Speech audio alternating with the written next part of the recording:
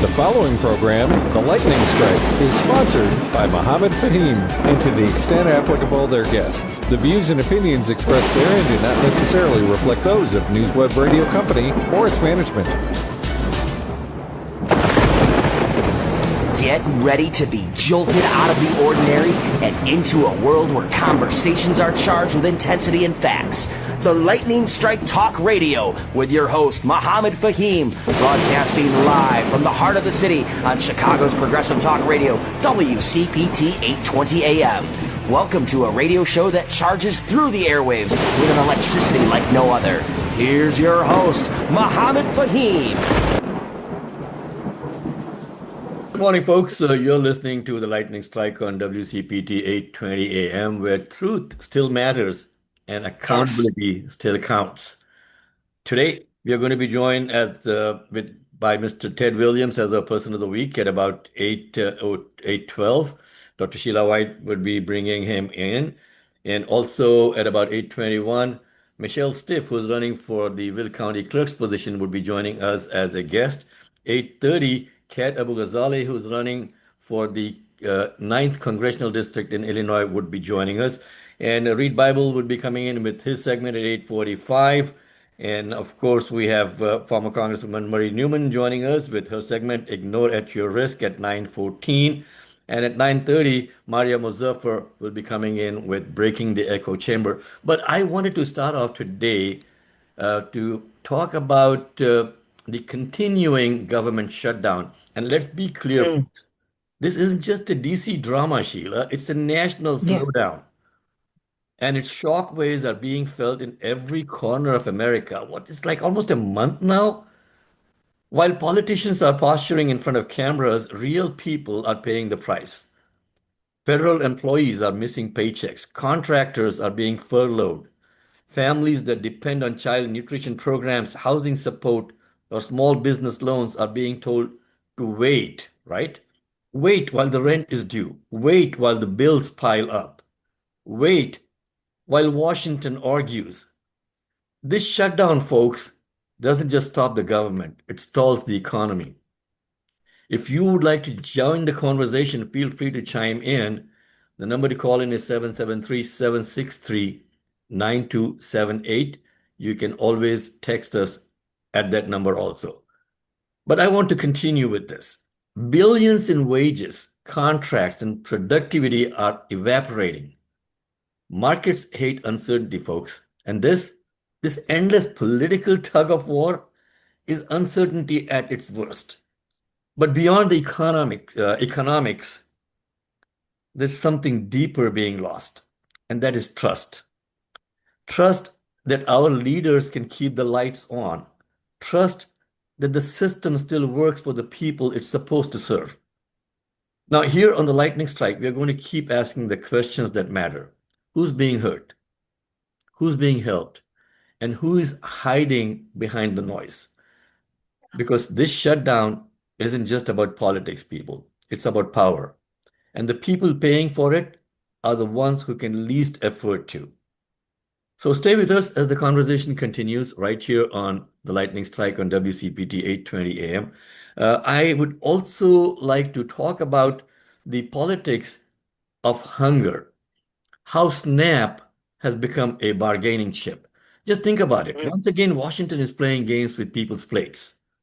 In the high-stakes theater of budget negotiations, the SNAP program has become a favorite pawn in a political game that's as cynical as it is cruel. Every few months now, when Congress locks horns over spending, the same script unfolds. Threats to reform or tighten SNAP.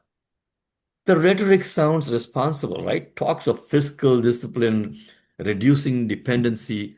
But behind these words, folks, lies something far less noble. A willingness to hold the nation's poorest families hostage to political brinkmanship. SNAP isn't a handout, folks. It's one of the most effective anti-poverty programs in the country. It feeds over 40 million Americans, most of them children, seniors, or people with disabilities. Nearly half of SNAP recipients live in working households. These are not freeloaders. They are people who clean our hospitals, stock our shelves, deliver our packages, the invisible backbone of everyday America. Yet time and again, their access to food is used as leverage in fights over unrelated issues. Tax cuts, debt ceilings, partisan spending priorities. The threat to cut off benefits isn't about economics, it's about ideology and optics. It's about proving toughness by pushing and punishing the vulnerable. See, this gamesmanship is even more appalling when you look at the math. SNAP represents less than 2% of the federal budget, but its impact is enormous. Every SNAP dollar generates about $1.50 to $1.80 in economic activity supporting local grocery stores, farmers, workers. And when SNAP benefits are cut, not only do families go hungry, communities lose business. So why do we have to have the federal courts come in and crack the whip and say that this program has to continue? It's time to call it what it is, folks. It's the politics of cruelty disguised as fiscal responsibility. That is my rant for the day, and I want to bring in Dr. Sheila White to introduce our person of the week, Mr. Ted Williams. Sheila.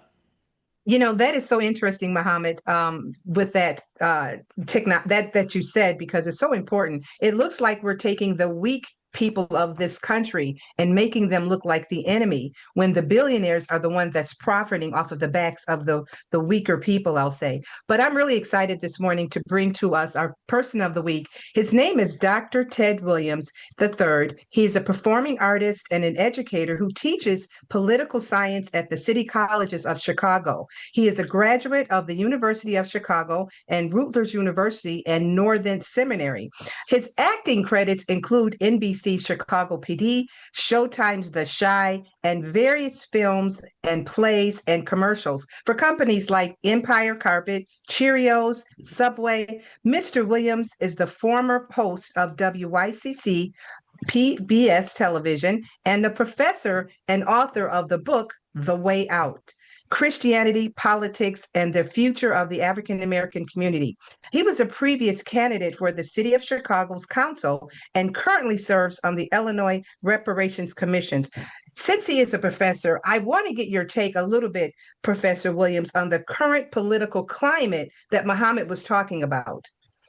Thank you so much for having me. I'm super excited to be here, a fan of WCPT and the work, and just excited to be a part of this conversation. Really, what we're talking about is not a threat to our economy or a threat to our livelihoods, but truly a threat to democracy is what we're facing.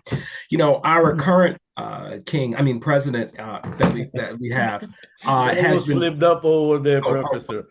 Say that, I apologize. You slipped over there. So has been floating around the idea of running for a third term, which, as we know, according to the 22nd Amendment, is completely unconstitutional, and yet has gotten lawyers to sort of look around for loopholes, maybe running for vice president or something along those lines. And it is so clear that this idea that the government would work for the least of these is completely antithetical to everything happening in this administration. There are 42 million people in this country on food stamps, 42 million people. Mm-hmm. There are 65,000 kids who are not going to get funded for Head Start going forward in the situation that we're in.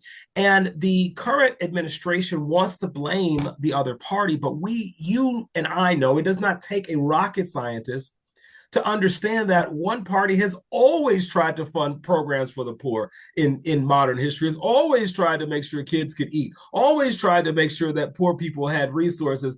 And the other party has, for the last 40 years, made sure that the billionaires in this country got record levels in tax cuts. So I'm here to tell you today that it's time for the gloves to be off. I'm a person who really is about civility and love and harmony, and yet we have to call evil evil, we have to call wrong wrong, and that is really where we are at this moment in American politics. Let's talk about that. You mentioned Trump 2028. What loopholes are they trying to find to let this constitutional law be broken?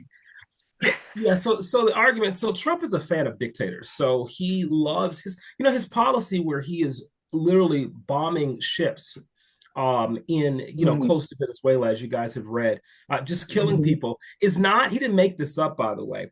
He found the president of the Philippines, President Duterte, and saw his extrajudicial war on drugs, where they were literally just killing people with no trial, no jury.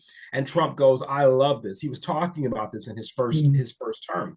And so what he is doing now, the second dictator that, or maybe not dictator, but authoritarian leader that he loves, is President Putin. And what Putin did to get around Russia's limits for terms was Putin essentially took another position and had his hand-picked person run the government, and he just kind of used him as a puppet. So there are ways for Trump to do this. He's looking at the possibility of, if you think about this current president, the idea that he would even follow any kind of judicial decrees.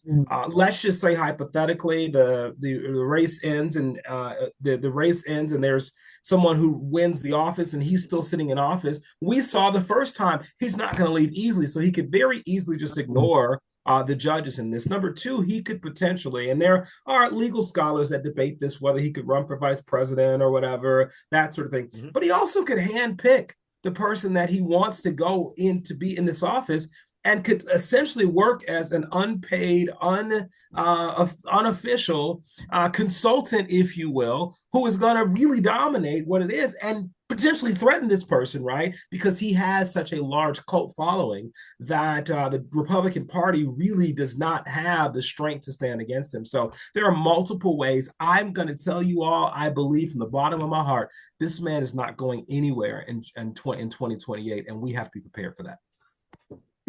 A little bit about the conversations that's still going on, a lot behind the scenes and in Congress still. Israel and Palestine, is it over? What's really happening? Because a lot of people are blinded by what they're seeing and what they're hearing. Yeah. So our president loves to grandstand and do theater. And he talked about, what a glorious time he had in creating this ceasefire, this historic ceasefire. We were waiting hundreds of years for him to come along and save. And what he argued probably lasted about 2 days.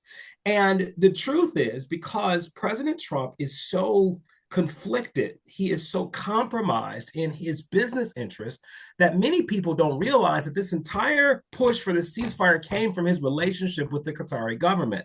Why does this matter? Because when Benjamin Netanyahu bombed the capital of Qatar, President Trump calls him and made him get on the phone in the White House and apologize to the Qatari people for him doing that. And immediately, Trump said, after almost a year of allowing Israel to do whatever the heck they wanted to do in Gaza, he ultimately says, hey, you know what? This is the final straw. You are going to go and make peace. And that's when the peace deal happened. Why is that the case? Because his son-in-law, Jared Kushner, and him are making billions of dollars off this golf course that they're pushing there, all kinds of emolument clause violations, all kinds of business entities that they are engaging in. And ultimately, the Qatari government gave him this airplane. What we have to see, ladies and gentlemen, is that there's nothing that's being done in Middle East or anywhere around the world that is not directly benefiting this president. And that, my friends, is why the ceasefire is probably very, very unstable and not going to last. I just want to mention you're an actor as well, and you performed in commercials and television shows. I want to just mention a little bit about your last play, The Least of These. Can you just give us a little synopsis and how we can get in contact with you to be able to see some of the productions that you have? Yeah, so actually the last play I did was called Level. At least this is kind of the theme of it. But what we're doing is I have this stage reading I'm doing I did at the Beverly Arts Center last week. Today I will be at the DuSable Museum doing 1619, The Journey of a People, which is a 2-hour musical production that journeys through African American history. I say it's American history, not just African American history. But the DuSable Museum, the oldest African American history museum in the country, today at 3 p.m. Please come out. We still have some tickets left. We also will be back February 7th during the show. I believe, as Paul Robeson said, the artists are the gatekeepers of truth. And so in a time where truth is so difficult to come by, we have to use any means necessary, as Malcolm X said. Yeah. And I think arts are a great tool for that. Our special guest has been Mr. Dr. Ted Williams, and he's a performing artist, educator, teaches political science. Thank you so much, Mr. Williams, for being our special person of the week. Back to you, Muhammad. Thank you so much, Thank you, Sheila. guys. And also joining us now is Michelle Stiff, who's running for the Will County Clerk's position. Good morning, Michelle. Thank you so much for joining us.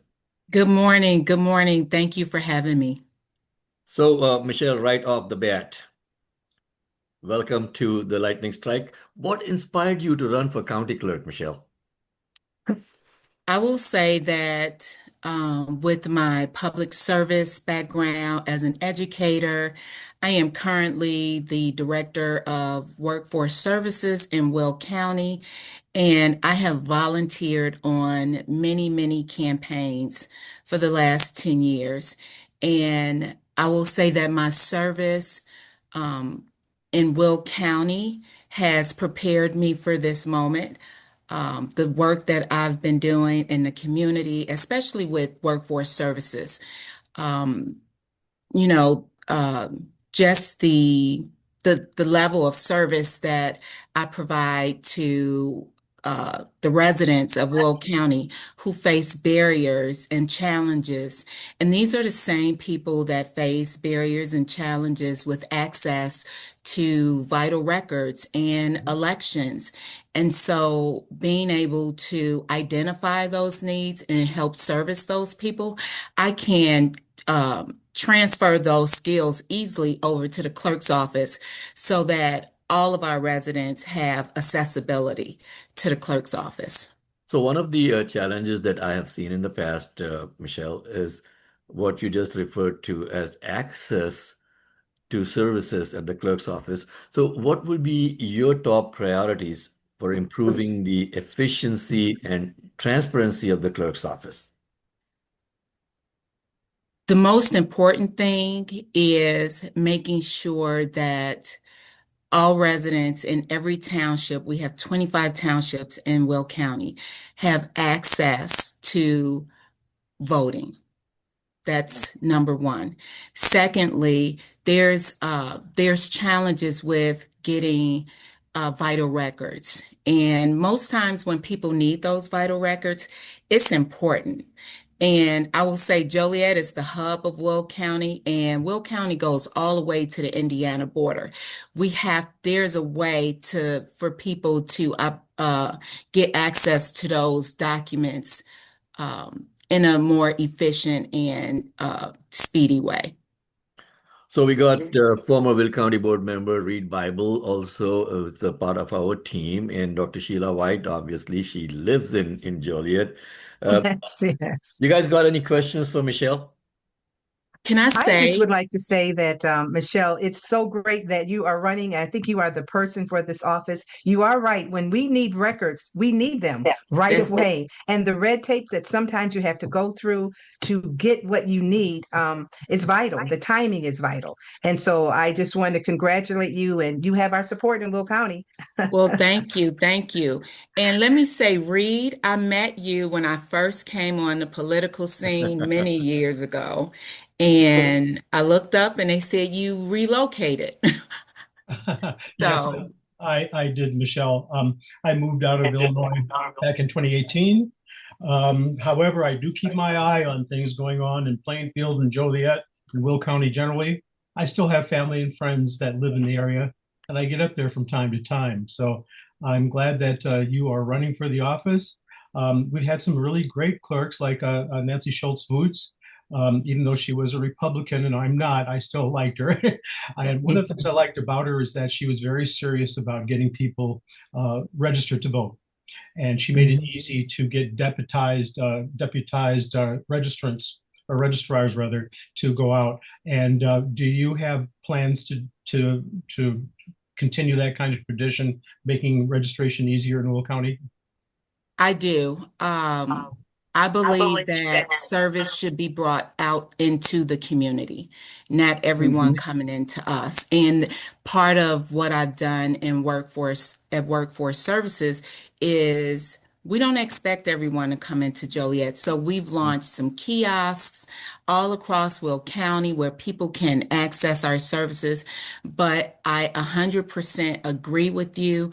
There are barriers right now for people that are interested in becoming a registrar. I am interested in becoming a registrar, but the training is only during the day. and they are not coming out to the community.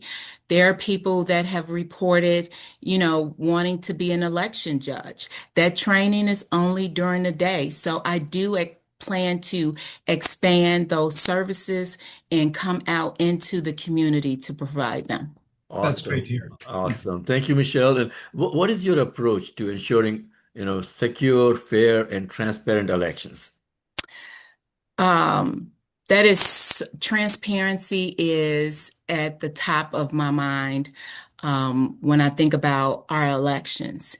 And I want to be fully transparent in every process, every step of the election process.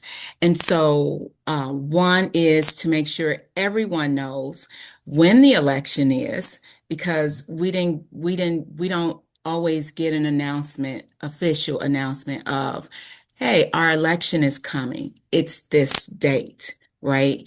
Our voters registration card, every individual should be in possession of that. So mailing those out to individuals, and securing the voting equipment, right? Making sure limited people have access to the voting equipment, having post-election audits, making sure that every ballot is counted. And let me just say that our vote by mail has been under attack, and it is here in Will County as well. And so when challenges in that transparent process is being made to somebody's signature, making sure that there is a discrepancy in the signature, contacting that voter and providing another opportunity for them to cast their ballot. But people shouldn't be targeted based on names, and alleged ethnicity. You don't know what's behind a signature. And we have people targeting our vote by mail based on names. So, Michelle, what role should the clerk's office play in supporting civic engagement and public participation? And we'll end up on that note. Yep. Civic engagement is vitally important for our youth, especially because in high school, they get one class, right? Maybe for half of a semester. Yep. I think it's a culture that has to exist to educate our youth, creating programs within the school, having ambassadors, and not just high school. We have 4 colleges in Will County, and going on each of those campuses and partnering with the students so that they can launch programs for civic engagement. I think it's huge. In the era where I grew up, my mother took me voting every election cycle. And so the first thing I did when I turned 18, I registered to vote, and I have been a voter ever since and have been, engaged at a certain level in politics until I moved to Will County, and I'm all in. Wonderful. Michelle, thank you so much. In one sentence now, before I let you go, why should voters choose you as their next county clerk? I believe that I am the best candidate for the Will County clerk. My service to the community is just unconditional. I come out into the communities. I'm not one to sit behind a desk.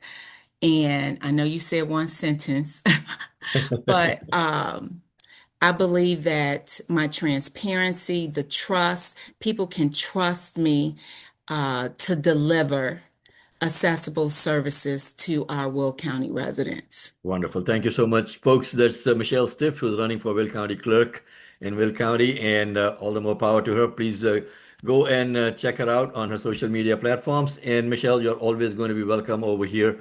Thank you so much for joining us on a Sunday morning. Best Okay. of luck with the upcoming elections. And now, folks, we got our candidate for the 9th congressional district joining us, Kat Abu Ghazali. It's 8:30 in the morning. Kat, good morning. Good morning. How are you? I'm always good. Thank you so much for joining us. I know that they're keeping you busy with doing a lot of stuff out here now. And I just wanted folks to know that Kat kind of got out of the race right in the beginning. And you started off like, I think you were one of the first people to put your head in the ring, right?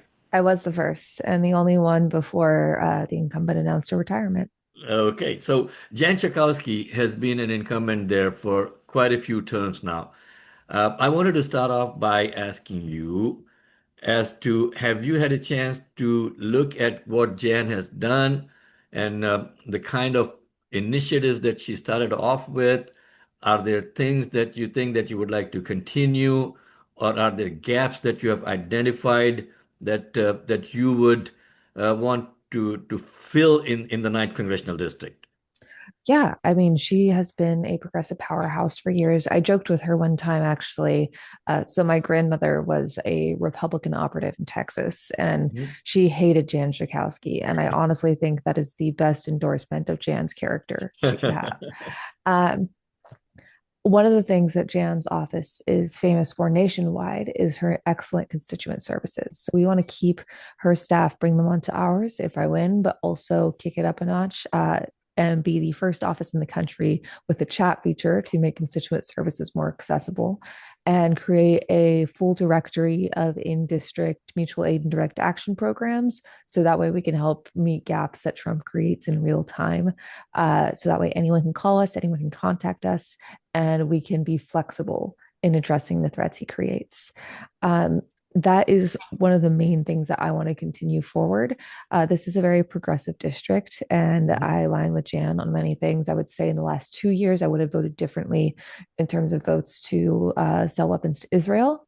But as a Palestinian person, Jan has, which I am, despite how the lighting makes me look like a ghost in the fake blonde hair, Jan has stood for Palestinian rights since the early 2000s, since she got into office, in a way that many politicians haven't. So I would want to continue that legacy of peace. Awesome. So, Kat, I really want to switch gears a little bit over here now.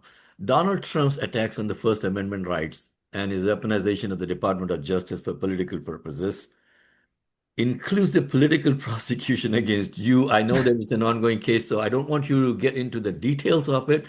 But what do you make of this attack on the First Amendment rights?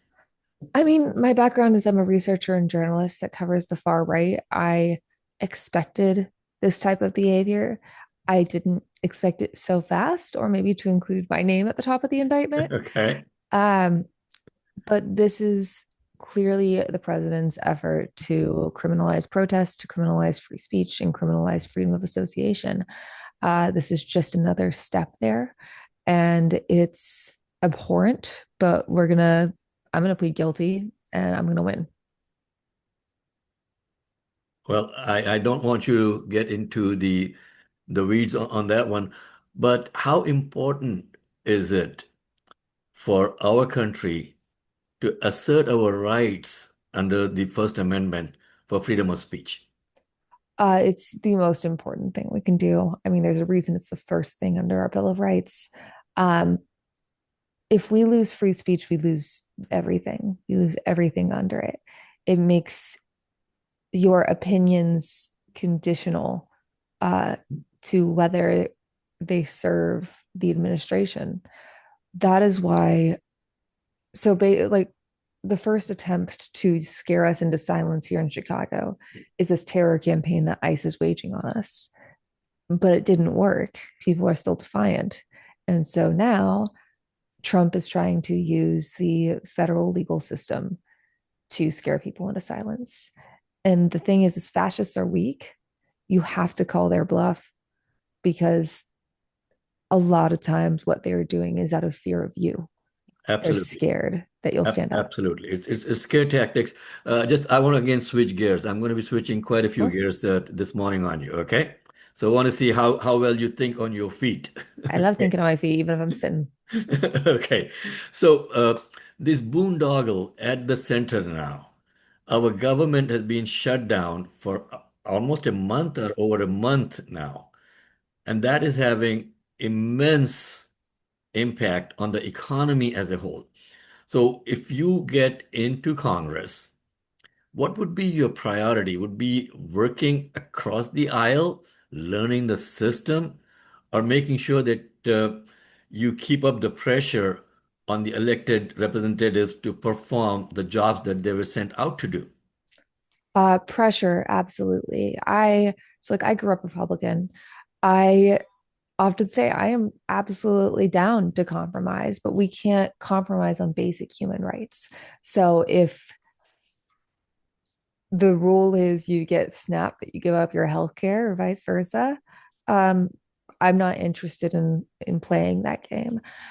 I As far as the economy goes, and as far as pretty much every policy in this country goes, this administration is going to make it extremely difficult to get any legislation through that doesn't help billionaires or help the president himself consolidate his power.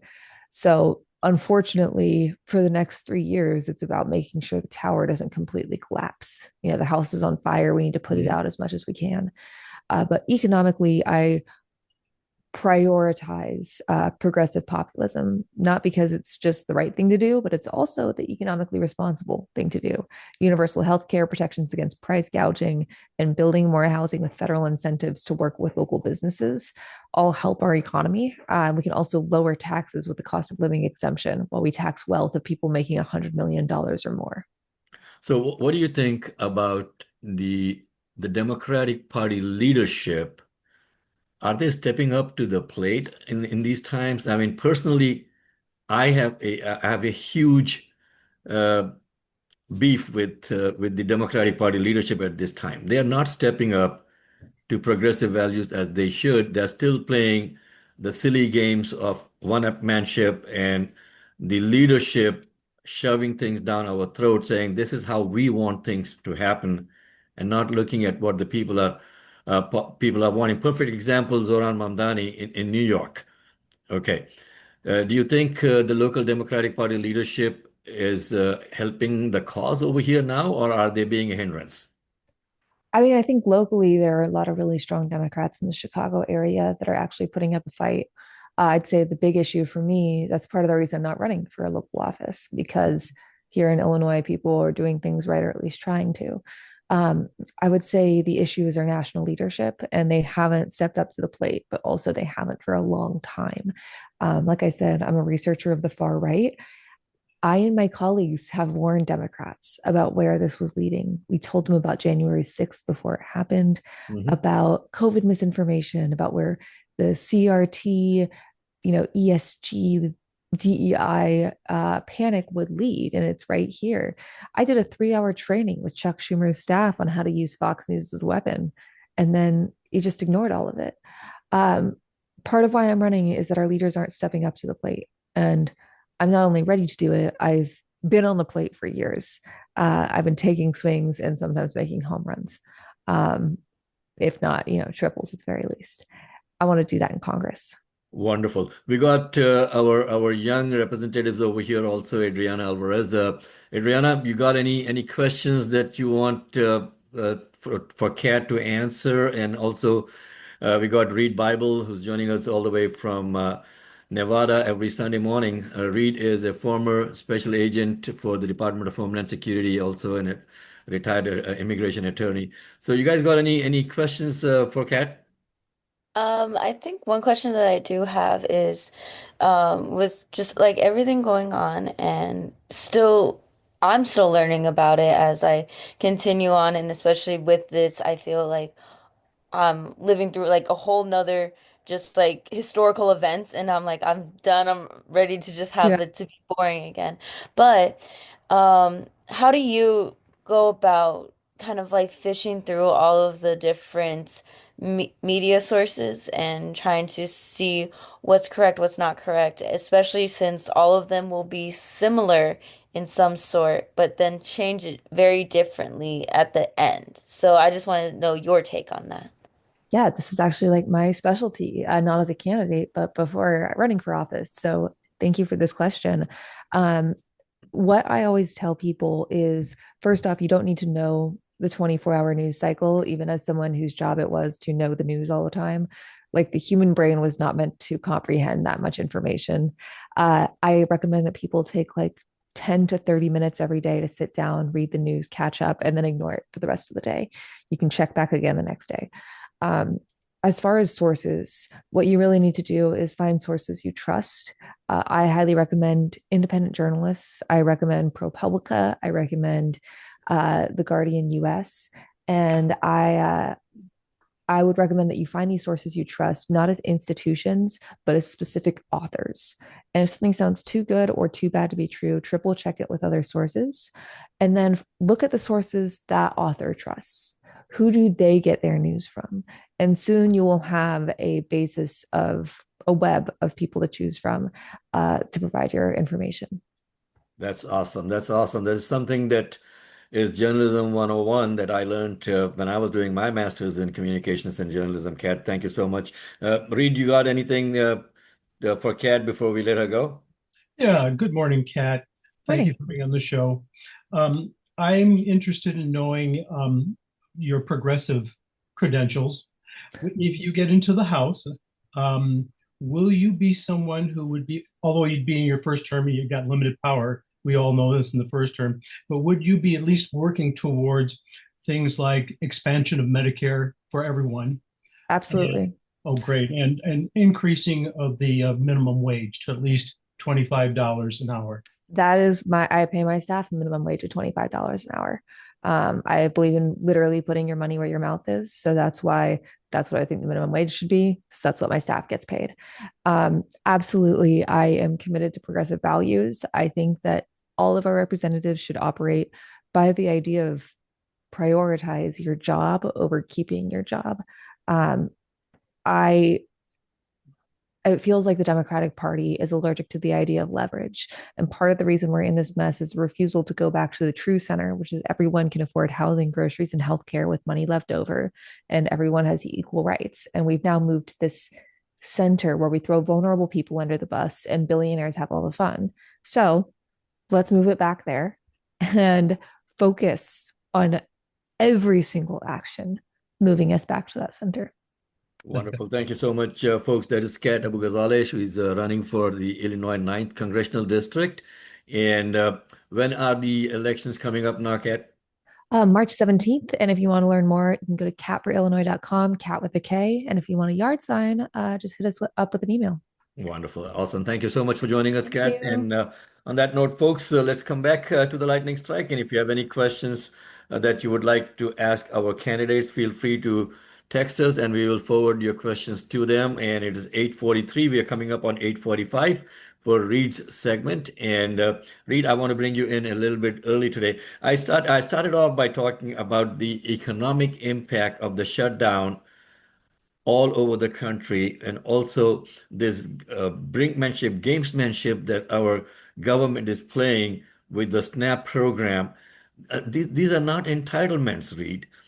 These are things that our government is obligated, and why should we have to have the Supreme Court or the federal judges cracking the whip on our so-called wannabe king to provide services that are so sorely and so badly needed by our people. Folks, it's 8:44, and if you want to join the conversation, the number to call in is 773-763-9278. We call it What's on Your Mind, and that segment is always sponsored by Ray Hanania of rayhanania.com. Check him out. He is a prominent journalist with his own blogs now, and a lot of good information that you can find on Ray's websites. And if you want to text us, same number, 773-763-9278. This is Lightning Strike. We come every Sunday morning from 8 to 10 on WCPT, Chicago's progressive talk radio station. Mr. Reed Bible, it's all yours. All right. Well, good morning to the team and to all the listeners out there. Last Friday, it was Halloween. Mhm. And fortunately, Rhode Island Federal District Court Judge Jack McConnell, that was his name, spared about 42 million Americans from incurring the trick of being subjected to starvation. So what am I talking about? Well, I'm talking about the SNAP program. It was scheduled to yesterday run out of its regular funding. And if that had happened, there would have been 42 million Americans affected, most of whom are children and the elderly. And there is a contingency fund of around $6 billion that should make that unnecessary. The judge ordered that that contingency or emergency fund be used. This whole threat to the continuation of benefits is totally unnecessary. And I want to get into that in just a moment, but I want to give a little background on the SNAP program because a lot of people may not know what it is. It was made permanent as a program in 1964 by Congress. It started off as a temporary food stamp program under the name of food stamps during the Great Depression of the 1930s to give relief to people who were starving then. Well, in 64, they decided to make it a permanent program. The benefits cost about $8 to $9 billion per month to feed these people. We do have a contingency fund. And I should preface my comments by saying that in the past, when there have been government shutdowns, that fund has been tapped into, that emergency fund. So that should not even be an issue right now. However, the Trump administration doesn't consider a shutdown to be an emergency. And so they were contending to the courts that we can't use these emergency funds because this is not an emergency. Fortunately, Judge McConnell saw it differently. He issued an order to Secretary of Agriculture, Rollins, that no, you need to use these funds because it is an emergency when you have 42 million people's nutritional needs being ignored. And this case was brought to him so he could make this ruling by 25 democratically run states and the District of Columbia. So that's how it came to be that he was empowered to issue this order. What my main concern about here is that there is bipartisan support for a standalone bill to fund this program. We don't have to rely upon emergency funds. However, they are there. So if the regular funds had run out as they were supposed to yesterday, we still have these emergency funds. By the way, there's still the problem that Trump seems to be resisting this order. He might appeal it. Or, as he mentioned yesterday, he's consulting with government lawyers to consult with the courts as to how they can efficiently put this regular funding back online along with the emergency funds. So he seems to be toying with this idea, still delaying compliance with that order by claiming that he's trying to look for an efficient way to get those funds back online for the hungry. Then you have Senate Majority Leader John Thune, who self-righteously and hypocritically is not allowing proposed bills for standalone funding to come onto the floor. And the reason why he's doing this, folks, is that he's trying to strong-arm the Democrats who will not vote for the continuing resolution to fund the government until insurance assistance has been restored. So this is his leverage to get the Democrats to fall in line with Republicans by trying to hold off on funding for SNAP. And then you get over to the other side of the Congress, the House chamber, where you have Mike Johnson, who will not even call the House into session. And so you can't even have a standalone bill there being considered because he doesn't have them in session. Why doesn't he have them in session?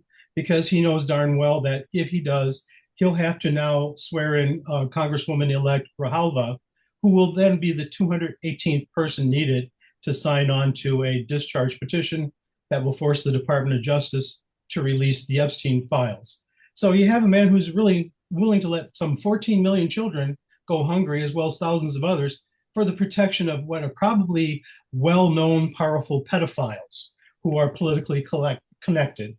And I think that that's just appalling. And I just want to end my comments by pointing out to America, in case you didn't know that the United States has the highest child poverty rate of all the wealthy nations of the world, according to the Organization for Economic Cooperation and Development. So 1 out of every 5 of our children is going hungry in this country. There's no reason why this nonsense should be happening with SNAP. Okay, sounds like you got some of the things that I have been saying in the beginning, Reed, that this is all about political theater and political brinkmanship. Yes, it is. Yeah, they are playing with people's lives. They are playing with people's livelihoods. They are playing with trust in the government. And if we don't hold our elected representatives accountable, I don't know what else we can do for them. Oh, it's just And pathetic, Mohammed, that they're protecting pedophiles. I mean, look on already who's been disclosed, Prince Andrew over in England, and look what they did with him. They have oh yeah, stripped him of his royal titles. yep. So what is the holdup again with the Epstein file? There is not enough votes in the House to force Mike Johnson to send a subpoena to the Department of Justice mandating that they release those files. They need 218 votes. Right now, they only have 217. Then they can do what is called a discharge petition that would require it.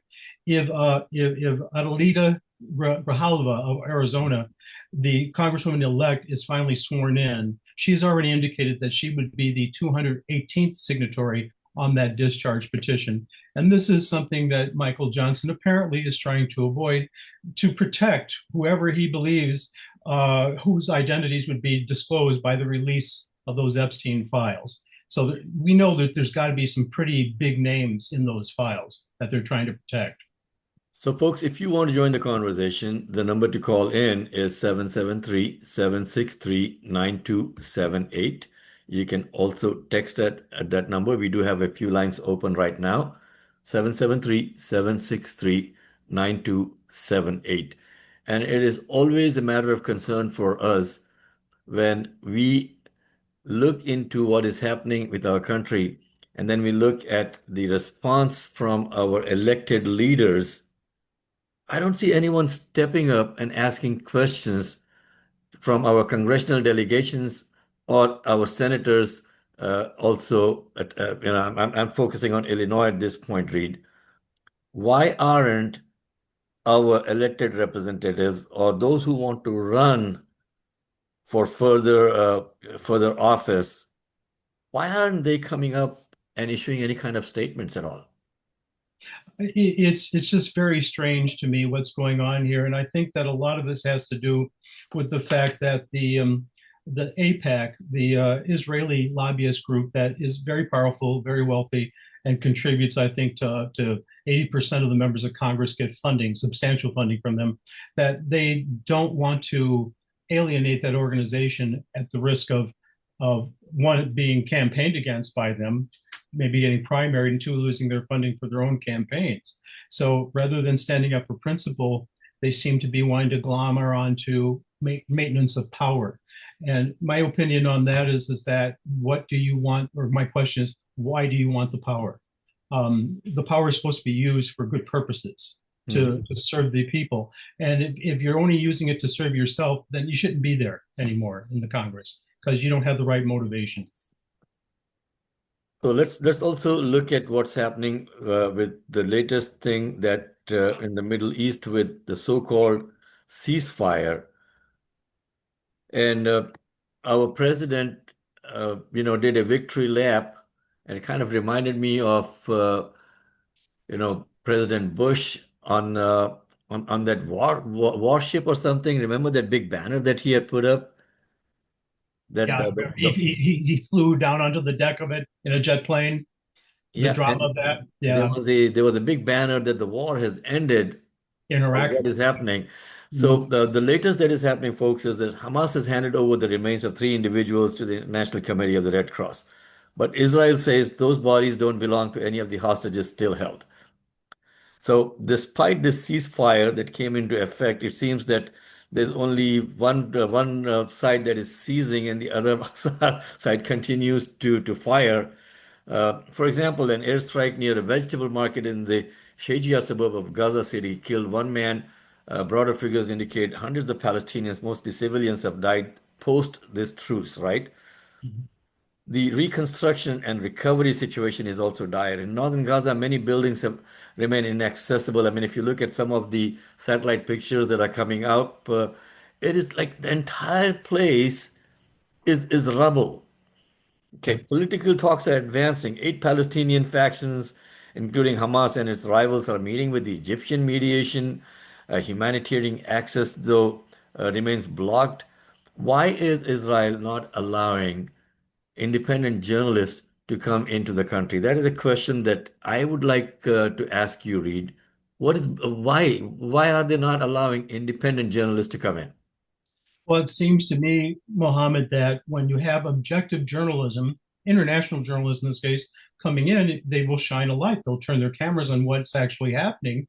And what's actually happening is that the IDF, the Israeli government, I want to emphasize, not Jewish people internationally, I'm talking about the Israeli government, they have every plan to establish Greater Israel. They're obviously going to take the Gaza Strip. They've already taken half of it, they're retaining it, and they're using any excuse they possibly can to not comply with the ceasefire. If it's not the remains don't belong to the captives that you had, Hamas. It's not enough Hamas people are turning over their weapons. Well, how do you measure that? How many weapons being turned in are enough? They'll find any excuse to continue this conflict where they're committing a genocide against the Palestinian people, using Hamas, trying to equate Hamas with the Palestinian people. They're not one and the same people. They may overlap in some cases, but they're not one and the same. These are innocent Palestinians who just want to live their lives. Well, and that's something that we want to bring to the attention of all our listeners over here, folks. You're listening to the Lightning Strike on WCPT 820 AM, where we cut through the headlines and get to the impact now. So even after a declared ceasefire in October, the Gaza Strip remains in crisis. Reports show that Israeli airstrikes are continuing. Most recently, like I just mentioned, hitting the Shejaiya or suburb of Gaza City, killing civilians, adding to an already grim death toll. Meanwhile, thousands of bodies remain buried under the rubble in northern Gaza. No one knows how many. This is delaying the recovery and deepening the humanitarian crisis. Hamas recently handed over the remains of three individuals to the International Committee of the Red Cross. But Israel says these are not the hostages still held, leaving families and international observers totally frustrated and anxious, folks. At the same time, eight Palestinian factions, now including Hamas, are meeting with Egyptian mediation to discuss governance in Gaza. How power is shared, how reconstruction happens, and who will lead are critical questions that will shape the region for years. And yet, despite promises under the ceasefire, the vast majority of humanitarian aid remains blocked. Thousands of civilians are still struggling without basic food, water, and medical supplies, even as the world watches. So, why does this matter to us here in the US, Reed? This is what I wanted to get into a little bit. First, American foreign policy and aid are directly involved. The US provides billions in military and humanitarian aid to Israel and Palestine. How we leverage that aid to encourage protection of civilians, facilitate reconstruction, and support ceasefire enforcement will define our credibility in the region and the world. Second, the fragile truce demonstrate the limits of diplomacy. If hostilities resume, the US could be drawn into another round of regional tension with political, economic, and security consequences. And finally, this situation tests American values and influence. Are we able to promote humanitarian principles and protect civilians in conflicts we help fund? Or are we complicit in prolonging suffering through inaction and political caution? For us, the takeaway is clear, folks. Gaza isn't a distant headline. It's a lens into how US foreign policy works, how fragile peace can be, and how strategic decisions ripple across the globe. We'll continue unpacking the stories that matter and asking the questions that others won't. It is about 9 o'clock now, and I think we'll be going for a station break and coming back on the other side of the break with our regular programmers, with Congresswoman Marie Newman joining us at 9:14. And Maria Muzaffar joining us also at 9:30 with her segment of Breaking the Echo Chamber. Adriana will come in with her segment at right after the break for the station. And it is always on WCPT at from 8 to 10 that we are coming in Sunday mornings. And we've been doing this for about 3 years now. So if you want to know more about the show, please go visit our website, which is TLS for the Lightning Strike Chicago.com.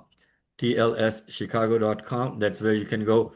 We're also putting together a new website, TLSradio.com, that I was working on till I got into an international trip and I got sick. And I wanted to give a NBC shout out News over Radio, here. I'm Scott Carr. A federal court is ordering the Trump let's wait, administration for to the start station paying break. out SNAP food benefits. The court in Rhode Island ruled Saturday the administration must present a plan by Monday to either make full payments on that day or partial payments by Wednesday. That program for low-income Americans has been Wait, are we playing the solar commercial or not? After two this, men if on you look at suspicion of what I attempted sent murder. you. Yeah, it was at 55. I thought it was. I didn't hear you try and cue it. That might Oh, be I'm on sorry, me. man. Okay, You're we You're play it good. right Hey, after it's your this. show till 10. You got the 2 hours. It Okay. was a You terror. don't have to go to break ever if you really want. Of the victims Nah. are recovering. Let's 4 play have the been solar after this, discharged, okay? though 2. Yeah, except for the news and ID. Yeah. Okay, So thanks. you want me to you want to cue it, or you want me to play that and then bring you back? Yeah, play that and Searching just for bring a me back. suspect after All right, I got you. 18-year-old and Thank you. 17-year-old were found dead Friday night at a Halloween party in Chula Vista. Police are still trying to locate witnesses. Police in Massachusetts are still looking for 2 suspects after an explosion at Harvard Medical School. Jim Forbes has that. Authorities in Boston say the blast happened Saturday morning on the 4th floor of a building on campus and appears to have been intentional. On Saturday afternoon, the school released video surveillance photos of the 2 individuals and are asking for the public's help in identifying them. I'm Jim Forbes. LA's Dodgers are World Series champs once again after rallying last night for a 5-4 win over the Blue Jays in Toronto. Dodgers manager Dave Roberts calling this season for the team an incredible journey. Tokyo, ended northern border in Canada, going to a Game 7, coming out of the wild card series. And, it looked bleak at times, but our guys never wavered, remained steadfast. The Dodgers are the first team in 25 years to win back-to-back championships. Scott Carr, NBC News Radio.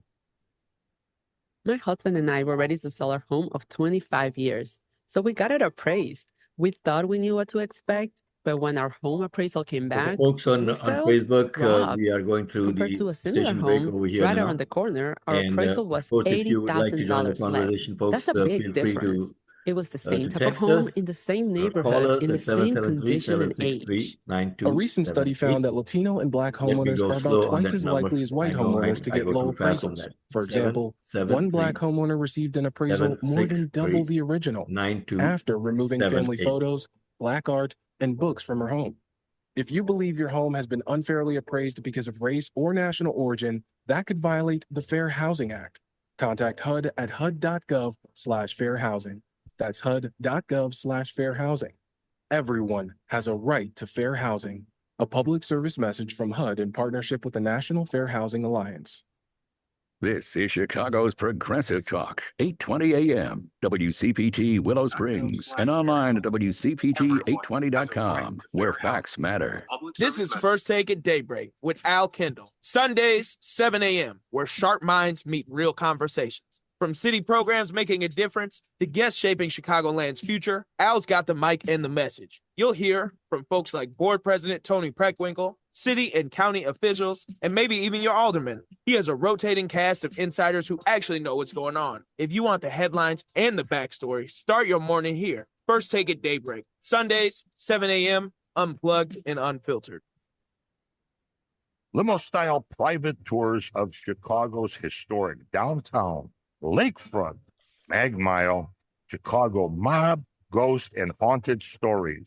Historic churches, stunning architecture.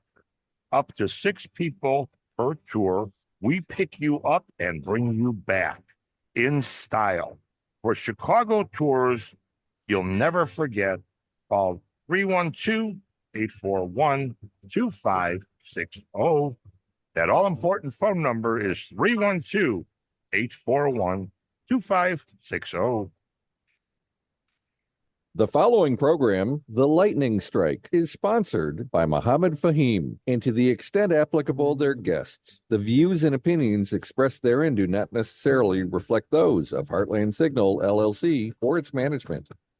Calling all residential and commercial property owners. If you're like me, you're sick and tired of paying high electric bills, which, by the way, are on the rise. You're also probably unaware of the federal, state, and utility incentives that you qualify for. Take out a piece of paper and a pen and write down this number, 630-785-0031. Again, 630-785-0031. Give Greenlight a call for a no-cost, no-obligation energy assessment, and we'll show you which federal, state, and utility incentives you qualify for. Again, 630-785-0031. Give us a call, 630-785-0031. Welcome back to the Lightning Strike with Mohammed Fahim.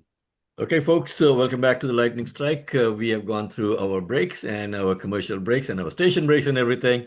And if you would like to join the conversation, let me repeat the number, 773-763-9278. It's back to Adriana. Let's see what Adriana has to say. Adriana, good morning. Good morning.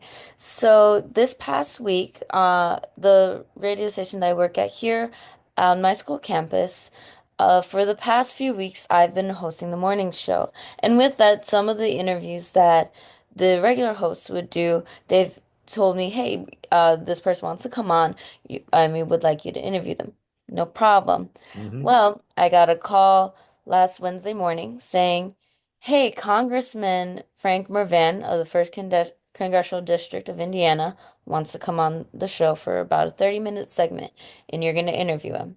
So at first I was a little nervous because usually when he would come on, I would be the one producing the show. So I was never really hosting it. But I was very excited that even though it wasn't the normal morning host, he was still willing to come on because for myself, I'm the youngest host there. So when he was like, yeah, I'll still come on the show and still talk to the people of Northwest Indiana and give my opinions on everything going on.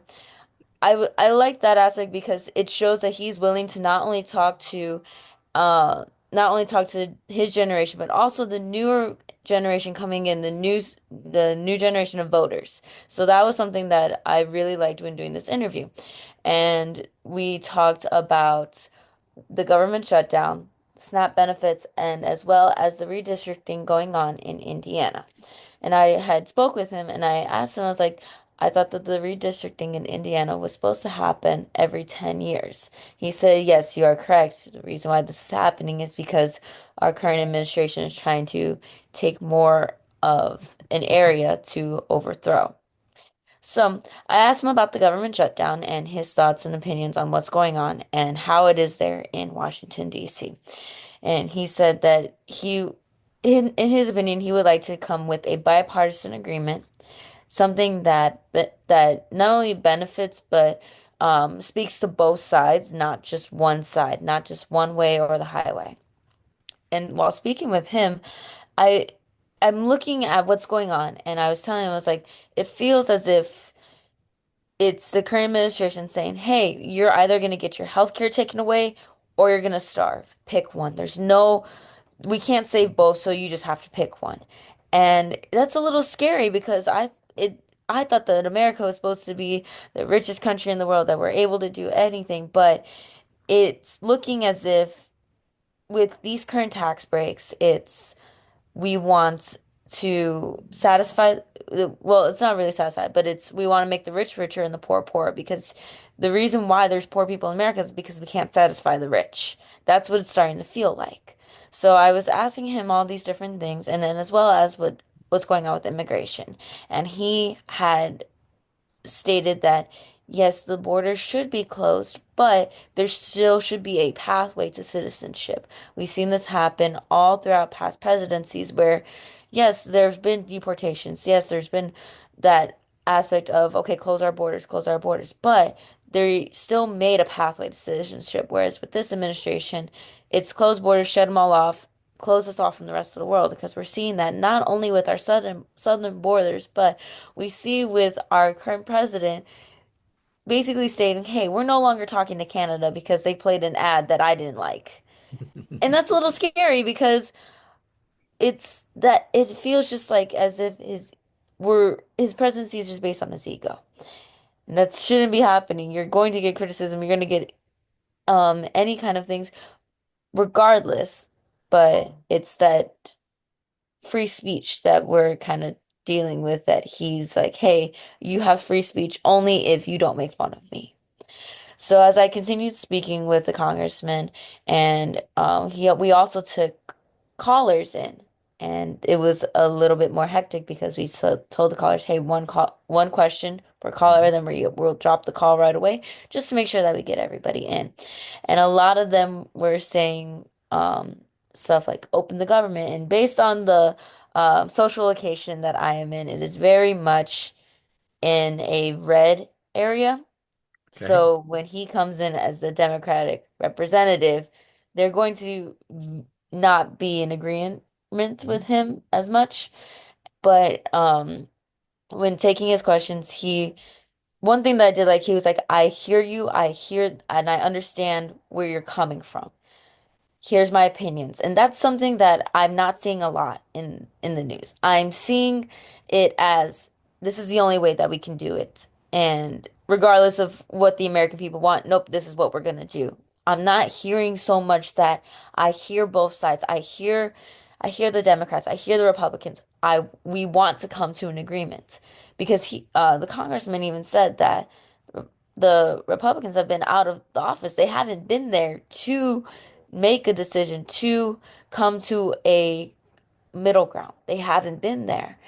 And that's a little worrisome because we are now approaching what seems to be what seems to come up as the longest government shutdown. It's about to break the record. Yep, the And longest one was like 35 days, and we are almost getting there now. we're at day 33, I believe, right? It Yeah. started on October 1st. We are on day 33. Trump is he's going towards to break his own record. And another thing that I keep seeing in the news alongside with the interview that I did is that people are, of course, bashing the No Kings protest. But as well as they're saying if we did have a king, he would go for the nuclear option. Well, he just kind of stated that, so yeah, it's something with that. And to kind of wrap it up as we are headed into the next segment, another thing that I wanted to bring up outside of that interview is the next part of that No Kings protest. And it is looking as if it is to be a boycott for a week during um, the week of Thanksgiving into Black Friday shopping. It is to start on the Tuesday before Thanksgiving and end the Tuesday after on December 2nd. And it is to not to spend any money and to hit kind of kind of where it hurts in the businesses to get people to listen that say, "Hey, we're not okay with this." And one of the one of the things that people were saying is, okay, well, if you do have to go spend money, spend it at the local businesses, the small mom and pop shops, because the money stays there. It does not go into the big corporations, it stays there. So the small grocery shops and anything like that. Now, some individuals are saying, well, that's not going to really happen. Black Friday is one of the biggest days for consumers, for people to go shopping for the holidays. But I look at it as Black Friday sales are already happening. People are already going to do their shopping. But when it comes into companies where it's UPS, Amazon, FedEx, that they have to ship these products out, that is going to hurt them because based on their numbers and based on their conversion rates, that week is where they locate it for the rest of the whole year. That what the numbers that they do then is going to base what's going to happen in the next year to come. So I don't know how it's going to go. I think I can do my best to not spend money for a week going into this. So I'm just curious to see how it will playouts. I've never been part of a boycott. This will be my first one, so it's kind of interesting to see, and I just want to see if it works. Well, it's 9:15 now, and I'm waiting for Congresswoman Marie Newman to join us, unless she forgot to put her clock back or something. I've had that happen. But Marie was going to be talking today about the behind the scenes in the shutdown as to what actually happens in the U.S. Nuclear program, the very real health consequences of healthcare cuts, worse than thought, and also the new mental health reports resulting from the terror of this administration. So while we are waiting for Congresswoman Marie Newman to join us, we do have Maria Muzaffar on the line over here. Maria, if you would like to come in. Let's see. Marie is right over here coming in. I was going to flip it a little bit. Marie, good morning. While we are waiting for Marie to unmute. There she is. Good morning. Good morning. I was Sorry. like, did you forget to put your clock back or something? You Well, a couple of minutes early. well, we of course gained an hour, so that means I could dawdle more, right? So, so indeed I did. So there you go. So, folks, Marie is going to talk about behind the scenes in the shutdown. We've been talking about the shutdown and the SNAP benefits and why the federal courts had to crack the whip on Trump to make sure that people are getting fed over here in this country. So, Marie, it's all yours. Yeah. So interestingly, right, where the name of my segment is Ignore at Your Risk. There's things that we see in broad daylight and there's things we see behind the scenes. And, obviously in this situation, we have some things going on behind the scenes and actually are likely hopeful. So, we're at day 32. Wow, that's a long one. 35 days is the historical record for a shutdown. Trump wins the highest number of two things in two categories. He wins two top of the measure. He has the highest number of shutdowns per total tenure. So in two presidencies, he's had two shutdowns. That's the highest. And then the longest in our history, which was in 2019. And now we likely are going to surpass that. I would say we're going to go past the 35-day period right now. But there's some good and interesting news that it still remains. In fact, this data was presented to the Democratic caucus on Friday morning, that it is still true at day 32 that 60% of Americans are blaming the Republicans, 30% are blaming Dems, and 10 are unsure. So, 70% of the country is very upset with the Republicans right now. We'll say that for their actions. So that's the good news. Now, the things we're not seeing is there's some clear signs of cracks forming in the GOP Senate. We're seeing that the benefits attached to the Supplemental Nutritional Assistance Program, known as SNAP, are really starting to affect them. They're getting just absolutely lambasted from their constituents. So that is helpful. So folks in red states, please keep calling your senators and make sure they understand that taking away people's food is not a good idea if you didn't already understand that. And as I always say, that is an immoral action to take people's food away. But if you don't understand that it's immoral, please understand it's not practical or economical because it's bad for the economy as well. So where are we at? Very interesting about, so in the Senate, Senator Josh Hawley, he's the senator from Missouri, has introduced a bill called Keep SNAP Funded Act. And about 14 Republicans have signed on to that. And what that means is that their constituencies, those 14 states, are growing very weary of these austere and cruel actions of this Republican-led shutdown, right? So that is a sign that there's a fissure in the GOP caucus, and that's exactly what we want, because that's when a party that's in the majority comes to the table, when there starts to be a great fissure. So there's good news out there, folk. It's still very scary. Yesterday most people in the SNAP program lost their money out of their EBT card. So it is still very scary, but we're seeing some progress inside Congress. Further, and most importantly, just to remind everybody, we have a mechanism in the Senate and the House in our government called contingency funds. And those are funds to be used by social service programs when, in fact, you have an emergency. This is an emergency. So on Friday, not one, but two federal judges ruled that the Trump administration must tap into that SNAP contingency fund. And there is no squishiness about that they must do it. So that will help these folks get to the table too. Now, Trump is coming back and all of his cabinet are coming back saying, well, it's unclear. No, it's super clear. It's in the Constitution. It is clear in statute law. It is clear by the judgment of these judges. So it is clear. So about roughly 42 million Americans rely on SNAP benefits to help buy food, and within the SNAP program, remember somewhere between 60 and 70% of folks that receive SNAP benefits actually are working and working very, very hard. Yep. It's just that we have a wage problem in this country and we have a very unfair economy. That is why we are in this place. So other items with regard to the shutdown and related to that is that the Dems, obviously, in order to come back to the table and end the shutdown, are requiring that the ACA subsidies be continued.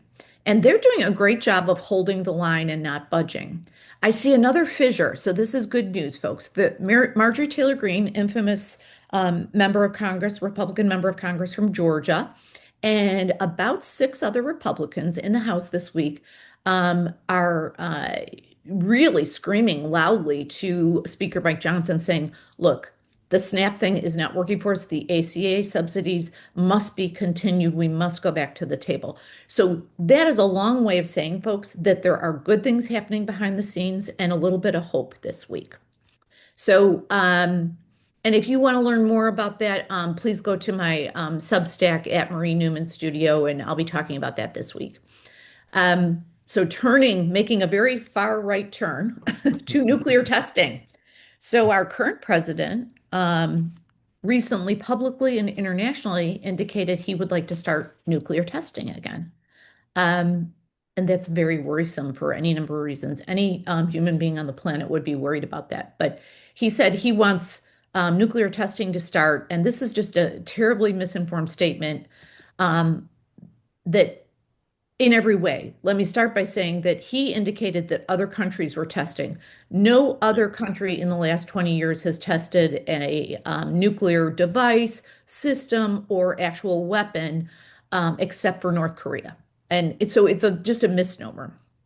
To be clear, the computers that we have in this program do an amazing job of testing the full program and all its parts regularly, like monthly.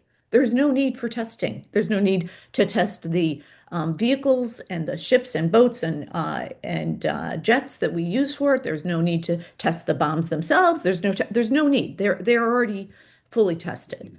I will say there's a little bit of inside knowledge here that apparently the new Netflix movie, and it was in theaters as well, called House of Dynamite, that's about the day in which a president, a fictional president, had to make a decision about nuclear bombs, really triggered Trump.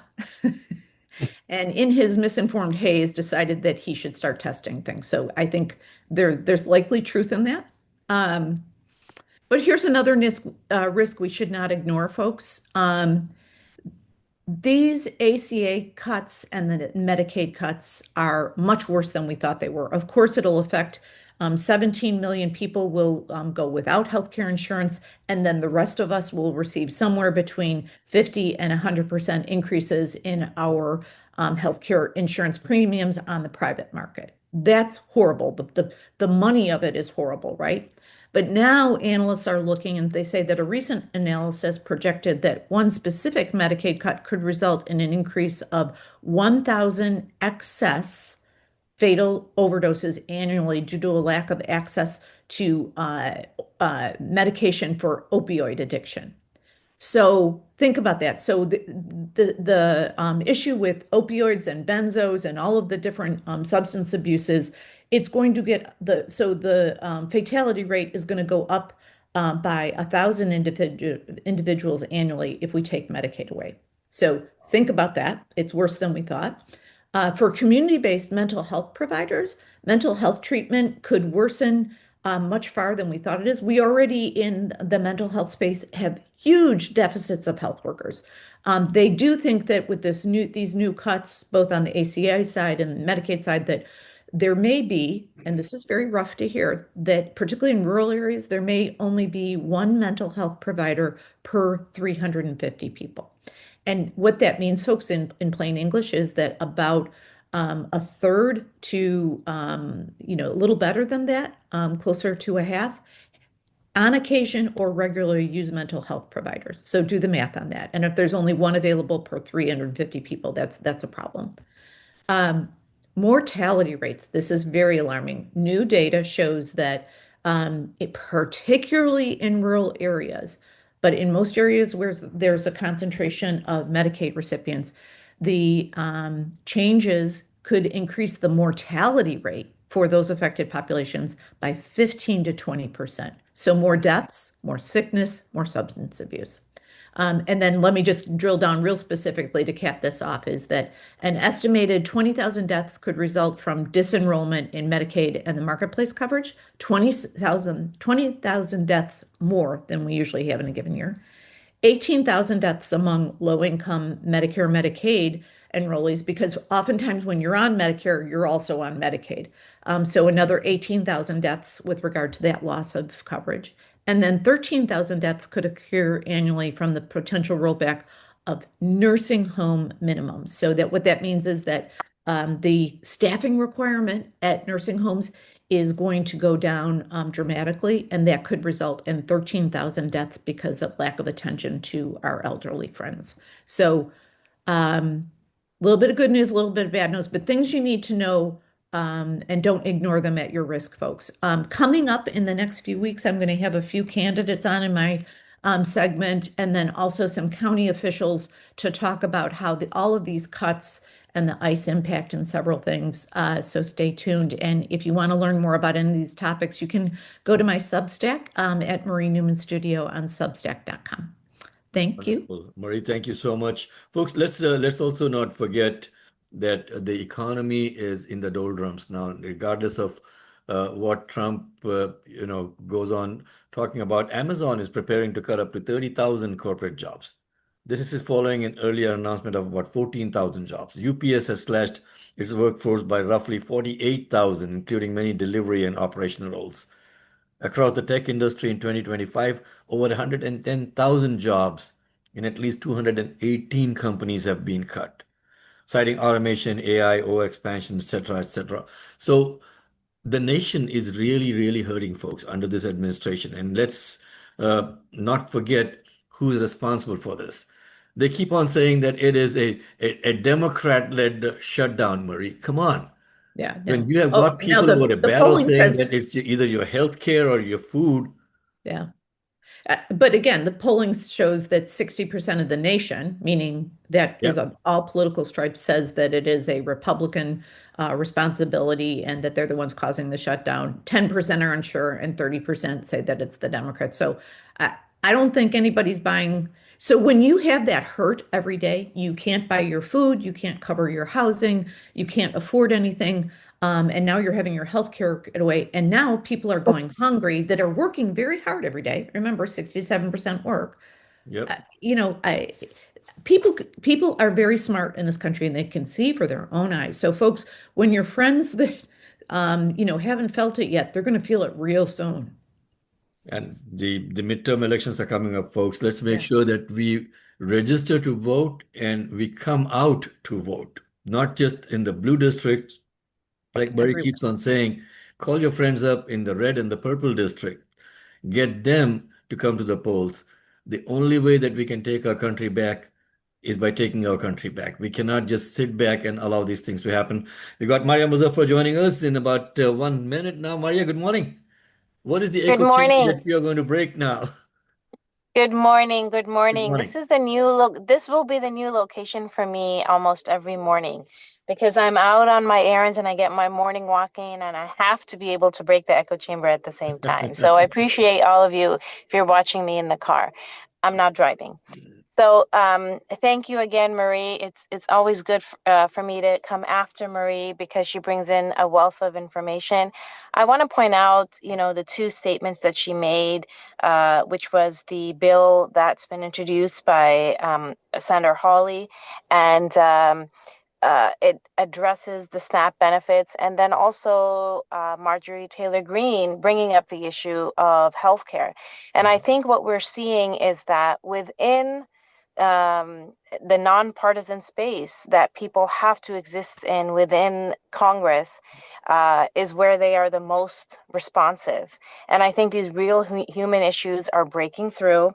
People are realizing, regardless of political affiliation, that people are hurting. I want to reaffirm also, Mohammed, what you just said, and Marie also said, there is a cut across industries, but we are a working nation. We are a working nation and work very, very hard. And the ability to eat and provide food for individuals within our families is significant and important, and it does not limit to you no matter what way you voted. And I think the way that people have been communicating with their elected officials, having town halls, writing letters, making calls, I think that's very, very important. It humanizes the issue. What I wanted to go into is also the update on the recent monitoring and review of the activities of ICE within Chicago.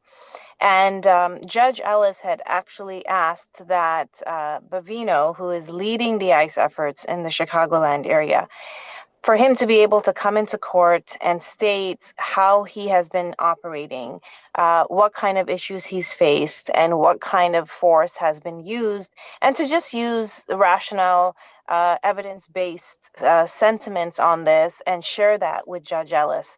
Unfortunately, the appeals court did say that that was not going to happen. And I only bring that up because there is movement within judges and within lawyers to hold ICE accountable. And I also want to say that last time I spoke about this, I do want to also reaffirm that people within ICE who have been given bonuses, young kids, a lot of them don't realize what the certain circumstances are when they walk into this, right? So when we talk about excessive force, when we talk about hostilities within ICE, having processes that has accountability protects ICE agents as well. And that's why we have to consistently not fall into the trap of just politicizing it, because if we do this, we are losing the amount of ICE agents that actually understand how problematic this is, that there are no cameras, that there's not adequate de-escalation trainings. So we need to keep an eye on this.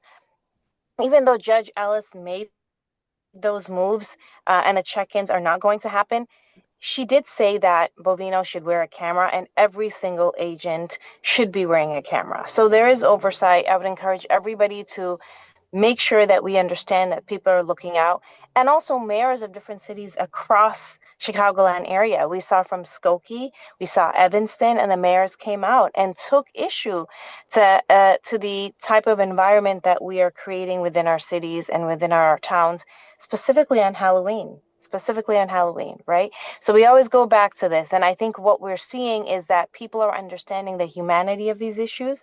Mayors are speaking up, judges are intervening, and then obviously we have people within the nonpartisan space in Congress arguing that SNAP benefits have to be restored, healthcare has to be made accessible. So I think that is very, very important.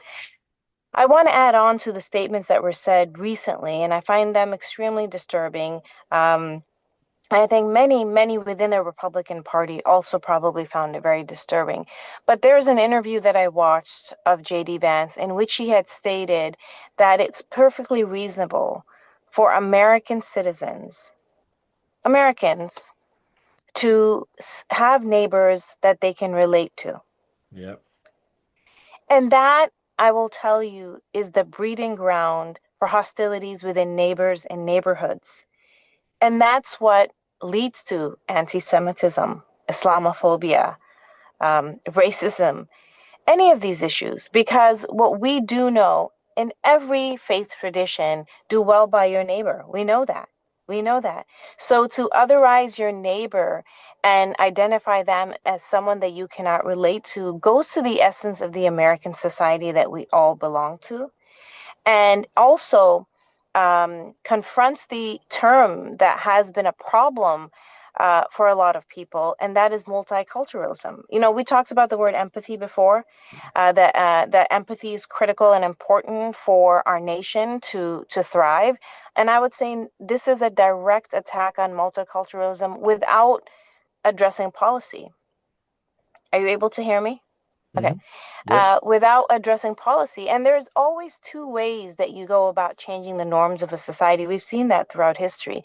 One is through policy, and the other is through these very softball statements that breed these types of divisions within our communities.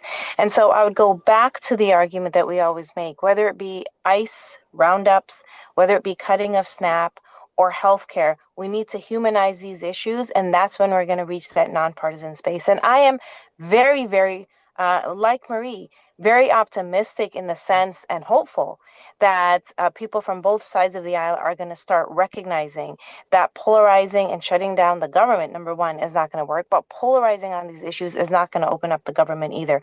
It's going to have to be humanizing individuals on both sides of the aisle, voters that are Republicans and Democrats that are suffering. That's going to force the opening of the government. I will say this, Marie, and I'd be interested in knowing your opinion, is that I did hear this morning that Jeffries was challenged on the strategy a little bit now because of SNAP benefits, and said, is it really good enough right now? Because now we're seeing people really not have food on the table. Should we pivot on our strategy? And it's going to be interesting to see.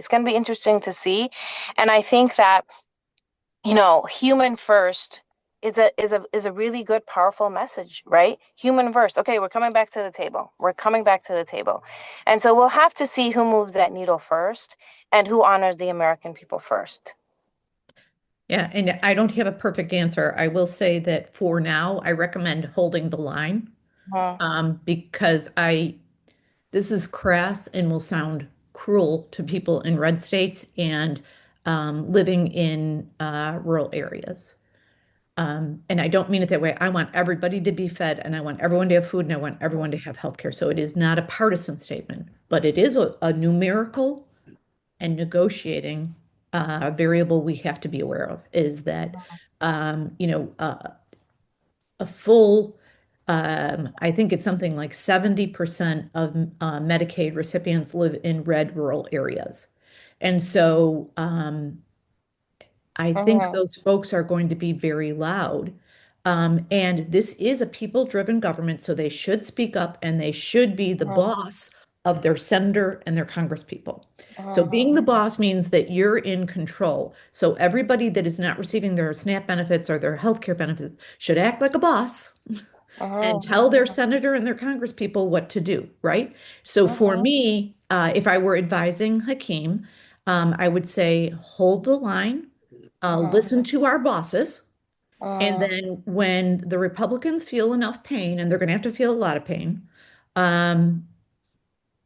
I think they'll come back to the table, or it will be a mutual situation where both come back. For now, I would say I wouldn't switch strategies, but you're right. A million things can happen. But I like this, what you're saying is that the mutual approach is going to have to happen. And I think that's the best space, because people are going to realize as soon as that happens, if both come to the table, then the departing of that and the politicization of these two issues, the bosses are going to get upset at, saying, don't go down that road again. You know, I mean, don't bring up that he's on the golf course, just open up the government, right? And so, and that's the best place for both parties to be at. Agreed. Well, thank you both for those excellent points that you're making, folks. And if you would like to join the conversation again, you can always text us even after the show at 312-TLS-8182. That is the number that you can leave a message for us, and we'll be happy to play that on the show for you. Patty Drugan, thank you so much for your kind comments on the Facebook page. And this is what we do, Patty. We want to hold our elected representatives accountable.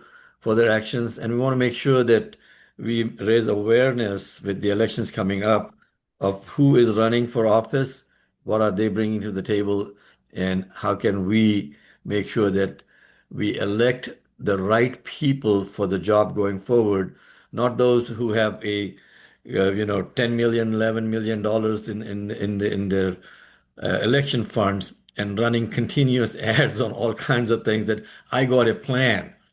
I got a plan against Trump. Yeah, you got a plan against Trump. Why didn't you have that, in action while you were, as a congressman that you are right now? So if you're running for Senate and you say, I got a plan, I got a beef with that.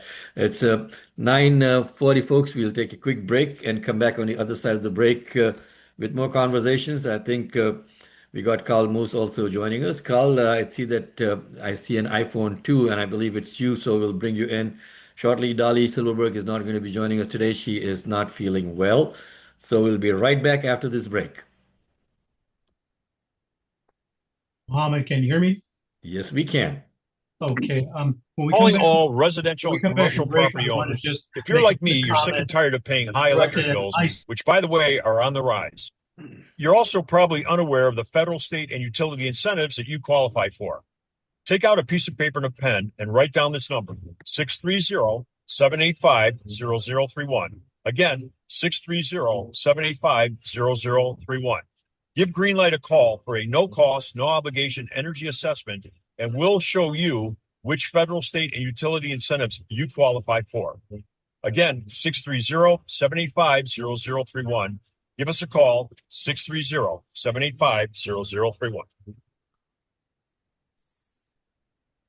Welcome back to the Lightning Strike with Mohammed Fahim. Welcome back, folks, to the Lightning Strike. Mohammed Fahim with me in the studios today. Read Bible, Adriana Alvarez, Congresswoman Marie Newman, Maria Muzaffar. Our entire team is here. Dr. Sheila White was here earlier with our person of the week, Mr. Professor Ted Williams. Reed, you were saying something while we went to the break. I'm sorry, I had to mute you. Would you please continue?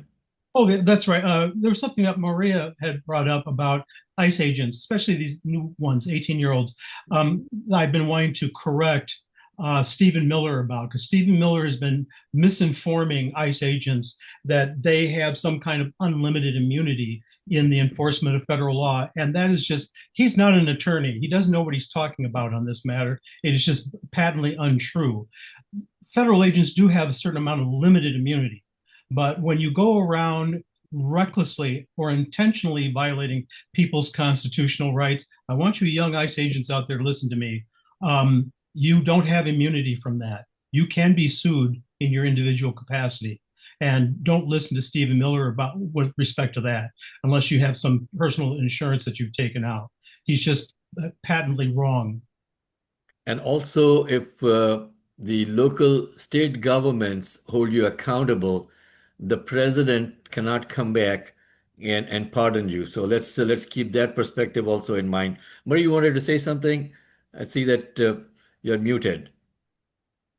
No, I just wanted to underline what Reed was saying, that all of these folks that are participating in illegal acts and in ICE, in all of DHS, in the Border Patrol, all of these groups that are acting unlawfully, in addition to those in the DOJ who are unlawfully prosecuting people. I just want to remind all of Trump supporters, and I'm not blaming them, but just know those people are going to be prosecuted. There will be another day. So Reed is so right. Like, hey, you think you can get away with it right now? First of all, don't take advice from Stephen Miller. Please, dear God, about anything. Don't take advice about, what groceries you should buy from him. Like, I wouldn't take advice about where to dust. So don't take advice from people that are vile and immoral, like Stephen Miller. But also just know, Reed is ridiculously right. All of these people in the DOJ who are doing unlawful things in the cabinet, on the ground in ICE and Border Patrol, you likely are going to get prosecuted. So really think about yourself first. There's a reason all these DOJ attorneys are saying, yeah, I'm not doing that. Yeah, I'm not doing that.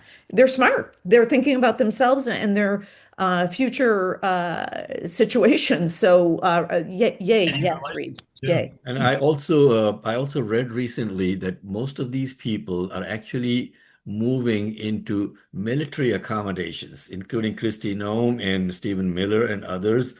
They are actually leaving their houses and they're going into military accommodations. I wonder if they know something that we don't, Marie.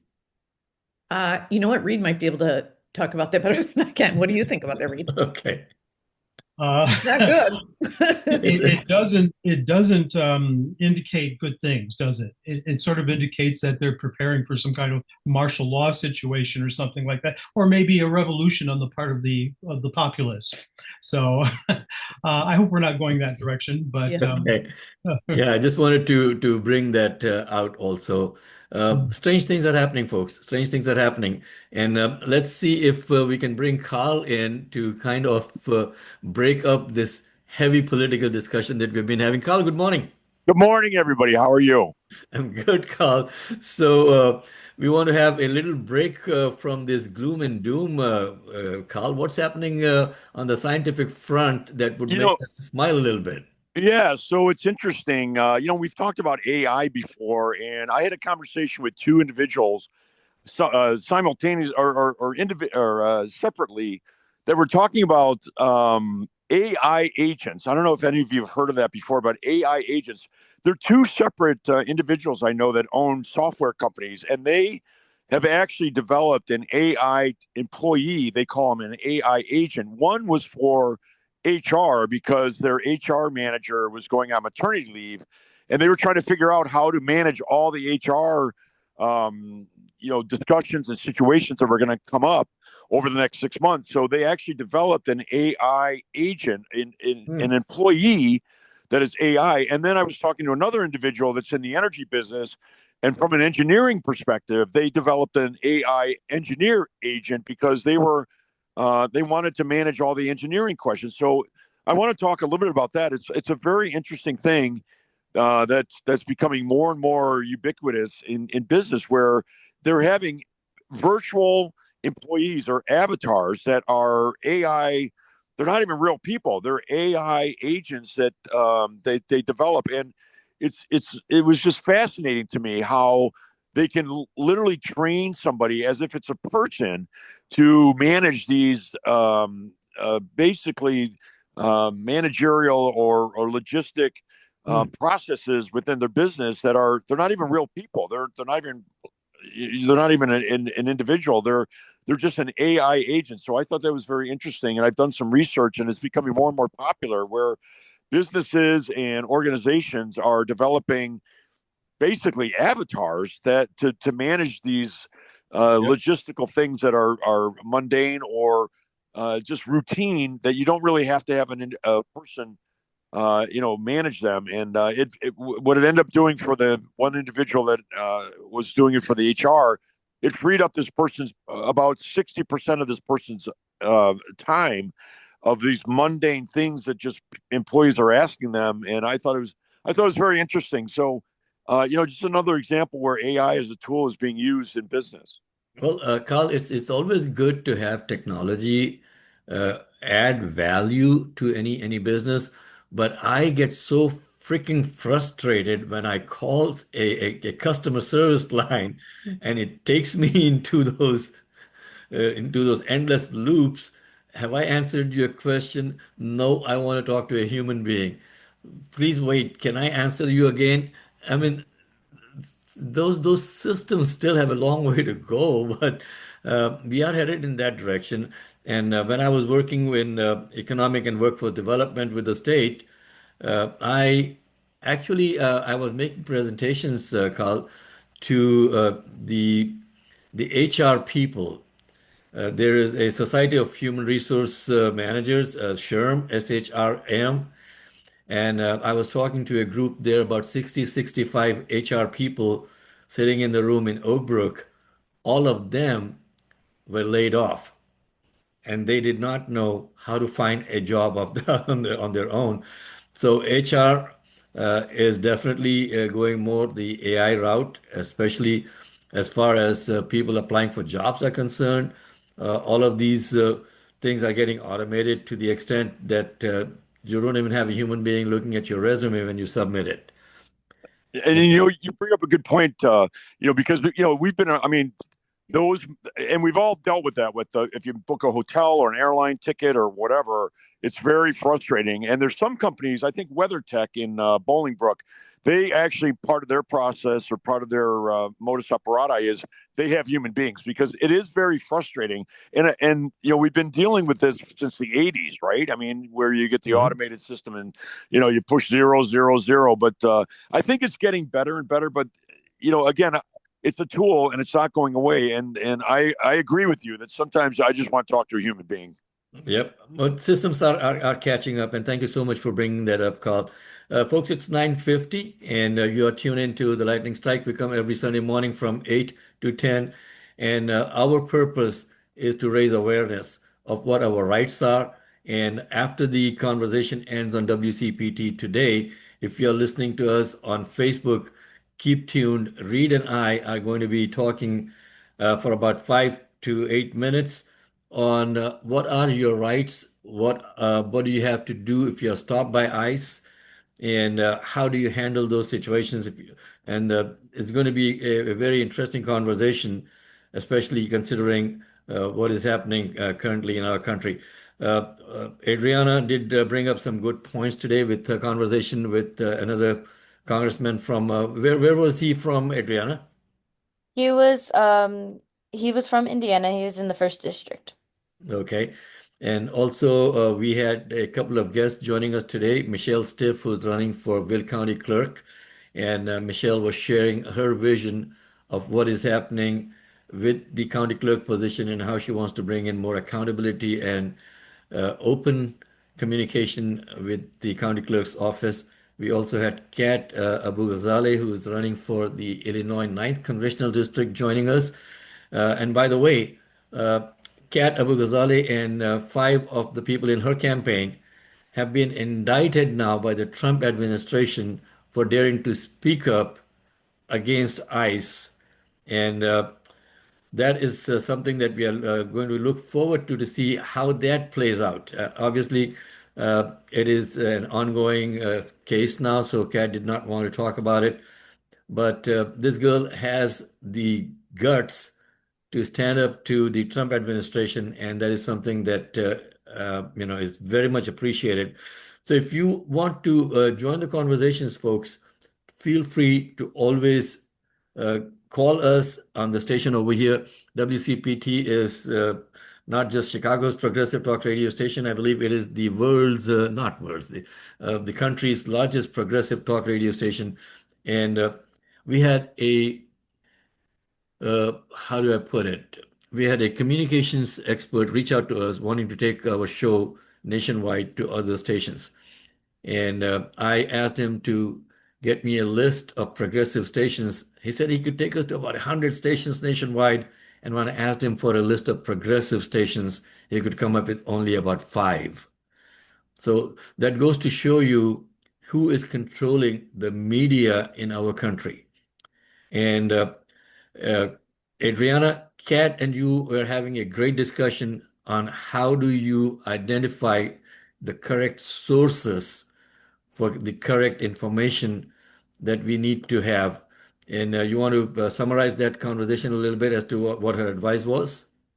Yes, so her advice to me when kind of sifting through all the different sources was to look at independent journalists and then from there kind of branch out from the different ones because news sources are going to be biased in their opinions, the bigger ones. We see that a lot with either Fox News, with ABC's, a little bit sometimes I've seen it with NPR as well. And she said that once you go with independent journalists and some of the smaller ones from there, you'll be able to see a different side to the news and then also to look at the news once a day for about 15 to 30 minutes and then from there check back again the next day because that'll kind of help not be overflowed with all the different kind of stories from there. Yep. And Carl, to go back to what you were saying about automation, a lot of the comments that are made on social media are actually bots. And you can really spot them by looking at they come in with like a single line comment, and it is always geared towards a particular political how do I put it, a particular political view. So a lot of these comments that you see and a lot of the views that are coming up on social media posts, those are all automated bots that are generated from outside the country even. And that is the kind of world we are living in, folks. And I would definitely encourage you to go to Marie's Substack also. And it is, Marie, would you mind giving your Substack again? Sure, you can just search me, put Marie Newman in the search bar, and you can find me, but it's also at Marie Newman Studio. And Marie is making some great commentary over there at least once or twice a week. I'm seeing your post, Marie. Thank you so much for keeping us educated. And that's so important, folks, to have the right sources of information. There is an information overload out there, and I think that is what they are depending on, that it's a 24-hour news cycle, and the more that they can pump down our throats, the more we are not going to pay attention to the actual facts that matter. Reed, thank you so much again for joining us every Sunday with some great commentary and some great insights as to what is actually happening with ICE and the administration and some of the rules and the regulations that most people are unaware of. On that note, we got about 3 minutes to finish off the show today. Any final thoughts on what we are discussing, Reeds, before we go on into our expanded broadcast at the end of the show? I had something for Adriana. I'm really glad you had that interview with that congressman. I see Indiana's got only 4 congressional districts, and of the 4, only one's the Democrat. You had him on your show. It sounded like he was indicating that there is like Marie was talking about, a crack amongst the Republicans, at least with respect to getting some independent funding for vital programs like SNAP. Was he kind of indicating that he's seeing a crack amongst the Republicans? So to call the House back into session to take care of. Yes, as well as that. Also, I forgot to mention with that interview, he was talking about because the Mike Braun, he's one of the Republican representatives. So he was saying that he's not really favored amongst people, hence why they don't have enough votes for that. And just recently, Kristi Noem did come to Gary, Indiana to discuss Midway Blitz, even though that's a thing in Chicago. But they came to Gary, and it was kind of the same thing that we were seeing in different cities as well. But my take on that, because we had the interview at 7:30, and that press conference was not until 11, so we were unable to talk about it. But our opinion on that was that she's going to different cities that she feels may have a weaker mentality, and in turn to get people to vote the way that they want them to. And it's a little crazy for that aspect. But he was talking a little bit on that, and also with the SNAP benefits, him himself was letting us know there on the radio waves that all of these different locations that people can go get food. And I've noticed that within local grocery stores as well, they already have papers put up saying that they're going to do everything they can for people when it comes to these SNAP benefits. And it's a little scary because it, as we said, richest country in the world, but we're getting poorer by the moment because the rich are never satisfied. Well, I wanted to end off the show today, folks, with giving a quick shout out to the University of Chicago Adventist Hospital in Bolingbrook, and especially Dr. Mohammed Mushtaq. I was admitted there for about 5 days last week, and superior medical care. I am so grateful to the doctors and the nurses and the staff over there for really bringing me back up on my feet These are the kind of people that we need to support. These are the kind of doctors and medical institutions that we need to support also. Thank you again to everyone over there for taking such good care of me. I cannot overemphasize.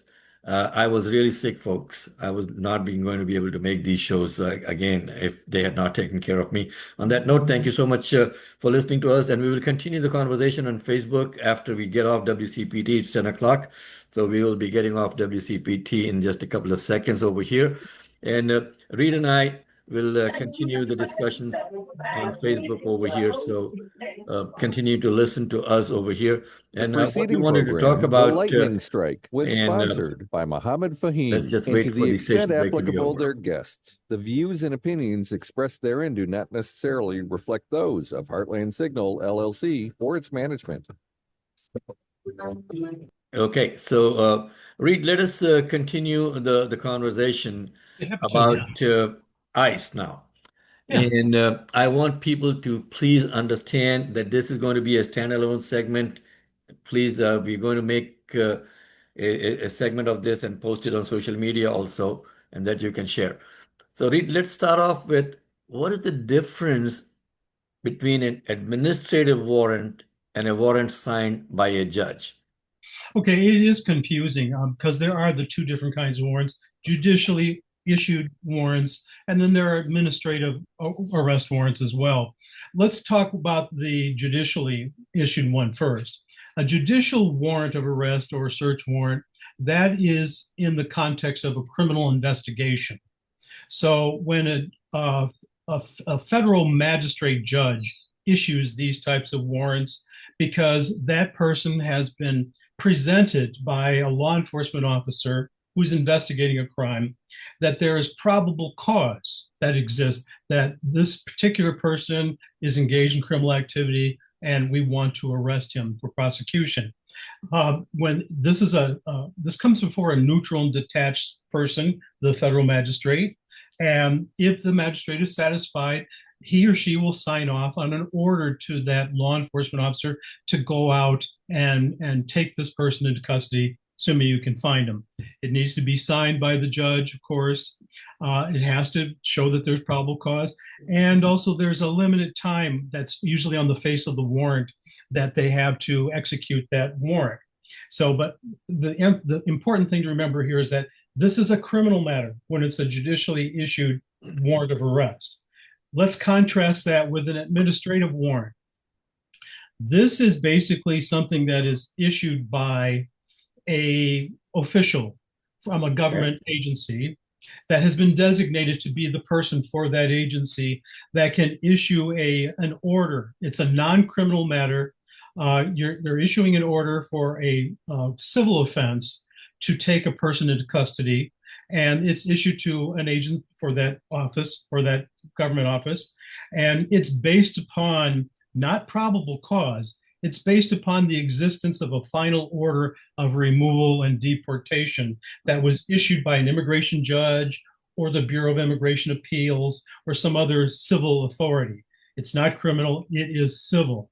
So one of the restrictions on those administrative arrest warrants that is critical for people to know these days is that it does not give the law enforcement officer, the ICE agent, authority to enter into your residence.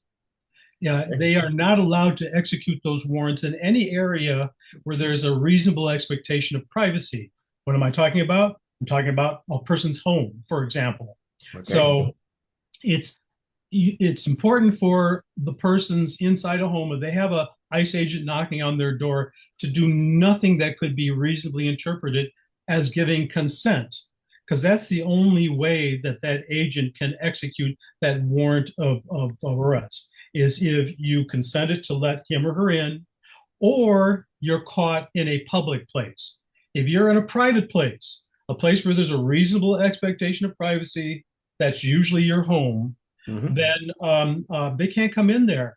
And even if the agent knows that you're in there, you're the subject of my administrative warrant, and I know you're in there, but I can't go in. I just have to cool my heels and wait to hopefully you'll come out sometime and I can jump you then and arrest you or catch you in some public place. So, Reed, what do you do if your vehicle is stopped by ICE agents? Is that your private space, or they can just bust the windows like they're doing? No, they have to have reasonable cause to stop a vehicle too. A reasonable cause, like with a person. If, for example, you have a tail light that's broken out, that would be a reason to believe you violated a traffic violation. But is that something that an ICE agent can stop you for a No, traffic the violation? ICE agent does not have authority to do that. ICE agents are supposed to be enforcing immigration law. Right. So there has to be something about your vehicle that screamed that, hey, I'm possibly an undocumented immigrant here. Well, what car says that? Unless you have a sign in the window or something, you know. And then to use the excessive force of breaking in the window, again, another violation. You don't have authority to stop the car. And two, you're using excessive force when it probably would suffice if you just tap on the window and ask to roll down the window instead of smashing in the window. So reasonable to stop somebody, if you're an ICE agent, you have to have reasonable suspicion that that person might be in the country without documentation. And lately, the Supreme Court has said, at least for now, it's okay, basically, if the person's a brown-skinned person in southwestern United States or some heavily Hispanic area of a city. I don't agree with this, but that seems to be what reasonable suspicion is now under the current rules of our Supreme Court. But in the past, it hasn't been that way. You have to have something more than just one criterion that you can articulate as to why I thought this person is not in the country lawfully. Okay, so can ICE agents show up at your workplace? And folks, before Reed answers this question, let me just reiterate what Reed's background is. Reed is an immigration attorney. Reed is also a retired special supervisory agent for the Department of Homeland Security. So he knows ICE inside out. He's one of the persons who actually was ICE before ICE, right, Reed? Okay, so go ahead, please. Yeah.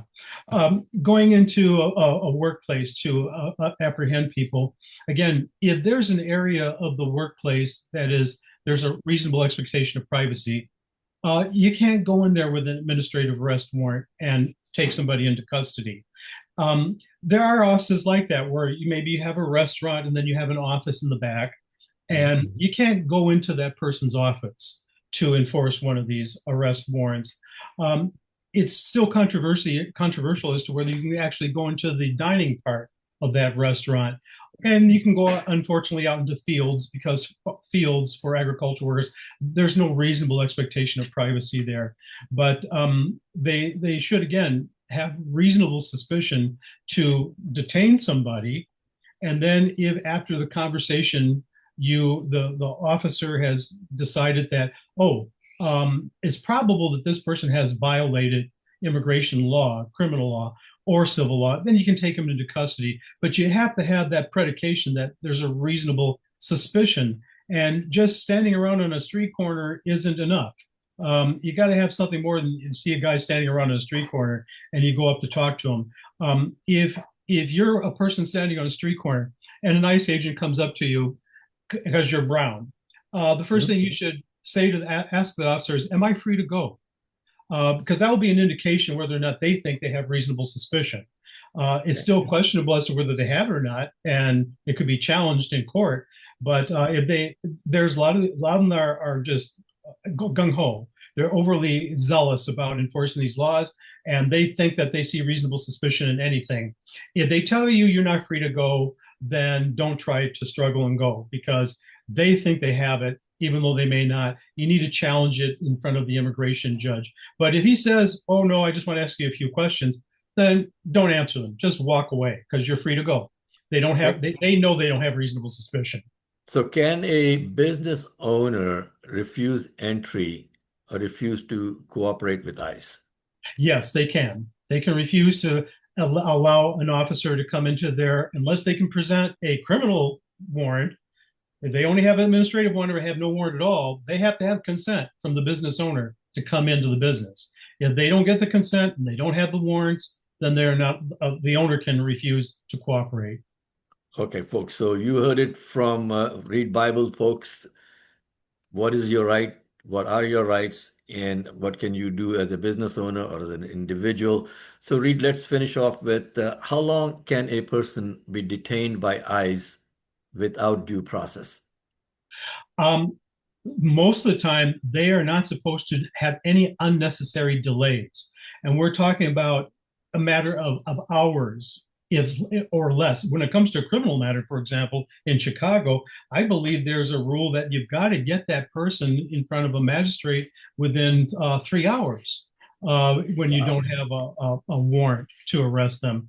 It might even be less. But my experience from when I was in Chicago was that the magistrates they don't countenance unnecessarily long delays between when you've effected the arrest and you get the person in front of an immigration judge, at least from a criminal matter. I believe it's the same with the immigration judges as well.